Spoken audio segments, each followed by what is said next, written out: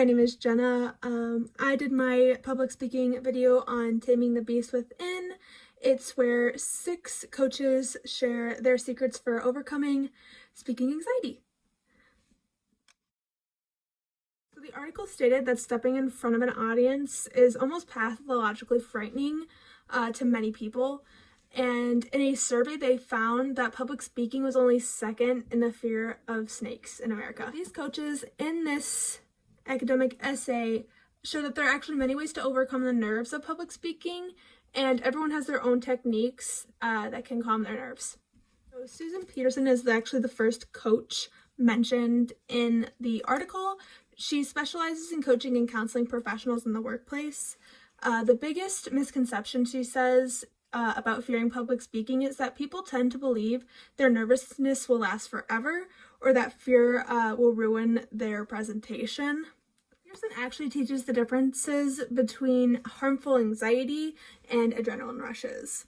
So Peterson actually requests that her clients before and after presentations keep a log of how they feel their presentation went so that they can track down what their strengths and weaknesses are, and so she can pinpoint exactly what they need to work on. Peterson also believes that there could be a physiological factor that can make your nerves even more amped. For example, she had a client one time who would drink 6 cups of coffee before presentation, and after having him stop drinking so many or switching to decaf, he noticed that the majority of his nerves actually went away before his presentation. So Robert Dickerman is the founder of First Voice in Santa Monica, California. Dickerman takes more of an organic approach to his coaching style, almost Zen-like, he says. He wants the speaker to be more present in mind and body, that way to come off more authentic to the audience. Being present is essential to speaking confidently, is what Dickerman likes to say. One of his methods is you need to be passionate about what you're talking about. He teaches his clients how to identify a compelling narrative in their own presentation to come off more authentic to the audience, like I said before.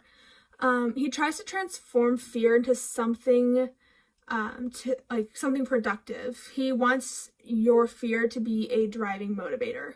The third coach that was mentioned in the article was Sherry Jevons, founder and president of the Power Presentations Incorporation in Becksville, Ohio. She claims that people believe to be good at something you have to be born with talent or spend a lot of time preparing, and she says neither is really true.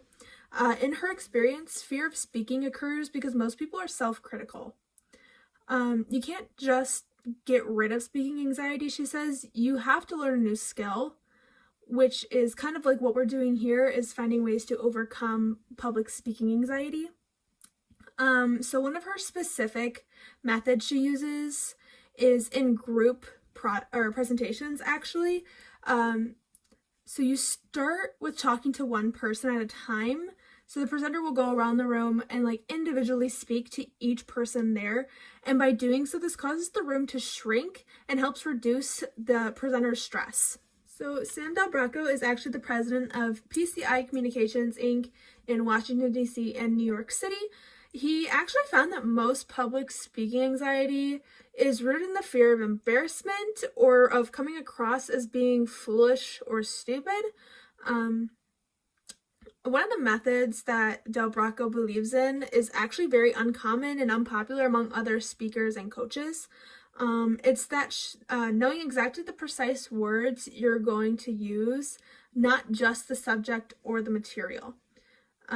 This is very helpful to know the precise words you're going to say because it can help reduce the stuttering and running on of sentences. Next speaker is Melanie DeBond, founder and president of Speaking Solutions. So she actually believes that anxiety comes with the territory of public speaking, but it can also be a motivating force, just like Robert Dickerman thinks so. She likes to use deep breathing to help reduce natural anxiety that you have before public speaking, and she actually has quite a few methods that she prefers to use. So the first method is skills training. So for example, she targets areas in which one needs to try to fix or improve upon. The second method is cognitive restructuring. So she identifies the illogical and irrational beliefs people associate with public speaking. So for example, saying to yourself, I can't do this, or oh, it's not going to be good, or oh, they're not going to like it. So by reducing those, it can help restructure the way you actually present and will reduce your anxieties. Method 3 was systematic dissociation. So this is very similar to the Pavlovian stimulus response. So Elaine White is actually our final speaker that is mentioned in this article, and she's the owner and president of theater in Atlanta, Georgia. The techniques she uses, she's actually developed from working in the world of the performing arts. One of the methods she tends to use, which is very unique from everyone else's, is high energy. So she has her client create this high energy of the feeling of after you work out, you have this really high energy of feeling good about yourself. And so, for example, she has the client raise their heart rate so they become aware of the feeling of your heart pounding and the adrenaline rush, so that they don't get it confused with panic attacks or an anxiety attack. And so by putting themselves in that situation and constantly stimulating themselves to the high heart rate that they get when they're nervous or about to present, it'll actually help them realize that they can do it and that it's just a little bit the rush of nerves that come through.